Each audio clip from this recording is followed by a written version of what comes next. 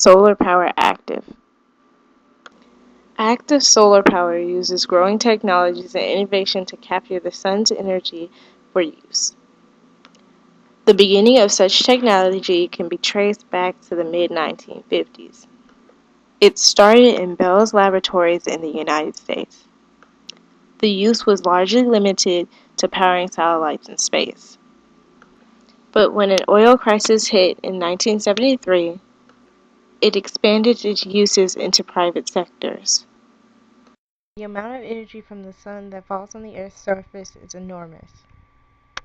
All the energy from the Earth's coal and oil reservoirs and natural gases is matched from just 20 days of sunshine. Outside the Earth's atmosphere, the sun's energy is about 1,300 watts per square meter. 1/3 of that light is reflected back into space. Some is absorbed by the atmosphere. When it reaches the Earth's surface, energy from the sunlight has fallen to about 1,000 watts per square meter on a cloudless day. Averaged over the entire surface of the Earth over the course of a 24-hour period, each square meter collects the approximate energy equivalent of almost a barrel of oil each year. Deserts with very dry and little cold cover receive the most sun, more than 6 kilowatt hours per day per square meter. Places like Boston get close to 3.6 kilowatt hours. Sunlight varies by season as well, with some areas receiving very little sunshine in the winter, such as Seattle. Active solar energy technology requires the transportation of heat through a medium and thus needs components to transfer and transform the solar energy. Active solar energy technologies reduces spending fossil fuel energy requirements and associated fossil fuel costs. Energy from active solar sources has two major applications, uses for homes and buildings. One is a source of electricity and two is a source of heat for the household, hot water, and space heating. Simple collectors usually placed on the roof of the house or building absorbs the sun's energy and transforms the heat to a medium that moves it to a point of usage. In many climates, a solar heating system can provide a high percentage, 50 to 75% of the domestic hot water, since on average water heating accounts for 15 to 25% or more of the energy use of a home and 30% of its CO2 emissions. A solar water heater can reduce residential total emissions by 20%. The U.S. National Renewable Energy Laboratory calculates the current technical potential of solar water heating in the U.S. at 1 quad. A quad is a unit of measure equal to 1,015 BTU of primary energy savings per year, equivalent to an annual CO2 emissions reduction of about 50 to 75 metric tons. Solar energy is therefore an obvious choice for a carbon-smart, reliable energy future. Active solar energy systems usually focus mirrors and metal plates to capture the sun's energy. Solar radiation is absorbed by the collectors and then transfers the heat into the air or water. The solar collector of an active solar system is a black absorber. This absorber absorbs solar radiation that converts it into heat. This heat is then transferred to a heat transfer liquid, then to a heat exchange to a heat water in a tank, or to be stored for later use. Active solar systems can be used to heat water in homes, swimming pools, commercial and industrial buildings. These systems can also be used to provide space heating. Incorporating active solar energy systems into homes and buildings will save thousands on energy costs. While the initial fee is high, they are well worth the investment. Active heating systems can rely strongly on three components: a solar collector to absorb the solar energy, a solar storage system, and a heat transfer system to disperse the heat to appropriate places in your home. Since solar collectors are normally placed on the roof of a building being heated, it is best to place a hot air outlet in the ceiling to shorten the duct run. Old school solar technology uses large crystals made out of silicon, which produce an electric current when struck by light. Silicon can do this because the electrons in the crystals get up and move when exposed to light instead of just jiggling in place to make heat. The silicon turns a good portion of the light energy into electricity, but it is expensive because big crystals are hard to grow. But thanks to technological advances, newer materials use smaller, cheaper crystals such as copper, indium, gallium, selenium that can be shaped into flexible films. Thus, this thin film solar technology. However, it is not as good as silicon. In order to have hope in replacing fossil fuels as an energy source, scientists need to develop materials that can be easily mass-produced and convert enough sunlight to electricity to be worth the investment.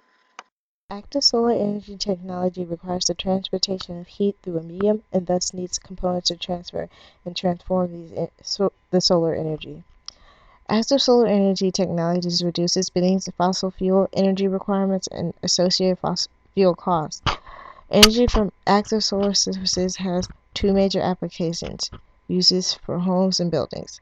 One is a source of electricity and two is a source of heat for the household, hot water, and space heating.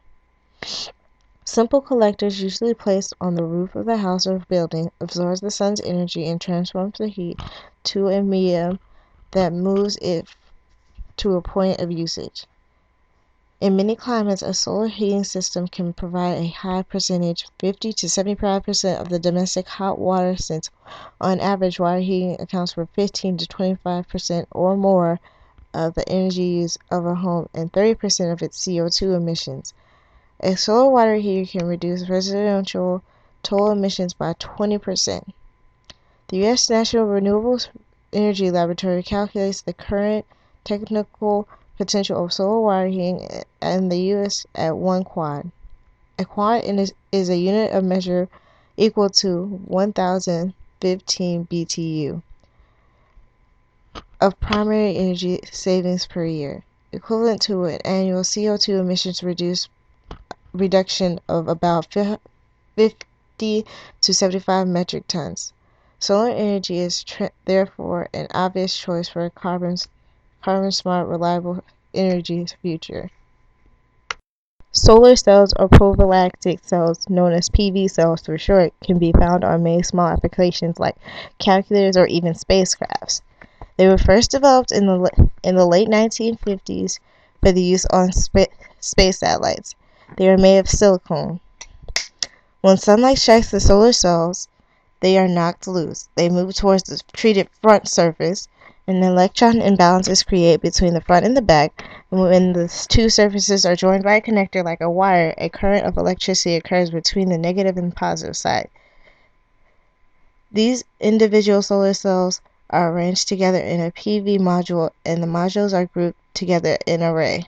Some of the arrays are set on special tracking devices to follow sunlight all day long. The electrical energy from the solar cells can then be used directly. It can be used in a home for lights and applications. It can be used in businesses also. Solar energy can be stored in batteries to light a roadside billboard at night, or the energy can be stored in a battery for an emergency roadside cellular telephone when the cell phone wires are around. They also have some experimental cars that use PV cells. To start off making electricity, it starts in the solar cell. A solar cell is a device people can make that takes energy of the sunlight and converts it into electricity. It does this in the crystals in the solar cell. The crystals are made up of electrons that are shared between all the atoms in the crystal. The light gets absorbed and one of the electrons that is on the bonds gets excited up to a higher energy level and can move around more freely than it would when it was bonded.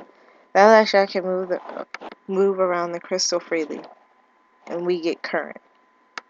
A solar power water system works like this. Cold water comes in and waits at the bottom of the tank. And whenever solar power is therefore available for heating, a solar powered pump turns and keeps the water continuously flowing up to the solar panel. As the water moves through the panel, it is heated by the sun. Hot water flows down another pipe and back into the tank. There's a check valve on this on this valve so that hot water can only flow down the panel. Hot water enters near the top of the tank, and because it is hot, it stays at the top. From there, it is circulated to the home or business when needed. There are 2 ball valves that can be closed if you choose not to use this solar panel. There's a pressure release valve, and the tank is well insulated so the water usually stays hot. They are also equipped with auxiliary heat, and it turns on during colder days or cloudy days. There is another valve that allows water to drip if the temperatures are below freezing, and it is on the top near the panel. This keeps the water from freezing up in the pipes. Solar power comes with a lot of benefits. It is completely emissions-free. 1 kilowatt can save up to 992 pounds of CO2 emissions each year. Solar power is also completely silent. By using solar power, you are effectively insuring yourself against rising gas prices and energy prices.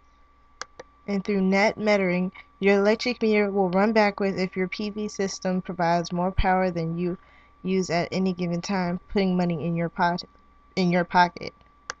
By using solar power, you're also reducing dependence on foreign oil. Not every community initially welcomes residential renewable energy installation. The matter of building codes and zoning complications for a solar system installation is typically a local issue. Even if a statewide building code is in effect, it is usually enforced locally by your city, county, or parish. Common problems homeowners have encountered with building codes include the following: exceeding roof load, unacceptable heating exchange, improper wiring, unlawful tampering with potable water supplies. Some potential zoning issues include these: obstructing side yards, erecting unlawful protrusions on roofs, setting the system too close to the street or local borders. Special area regulations such as local community subdivision and homeowners association conventions also demand compliance. These convents, historic district regulations, and floodplain provisions can easily be overlooked. To find out what's needed for local compliance, contact your local judicial, zoning, and building enforcement division and any appropriate homeowner, subdivision, neighborhood, and/or community associations. Some states, such as New Jersey, have set out to make using active solar heating systems more widely common. They have set their goals on reducing projected energy use by 20% by the year 2020 and meet the 20% of the state's electricity needs with a Class 1 renewable energy source by 2020, stabilizing GHG emissions at 1990 levels by 2020, reduce emissions to 8% below 2006 levels by 2050.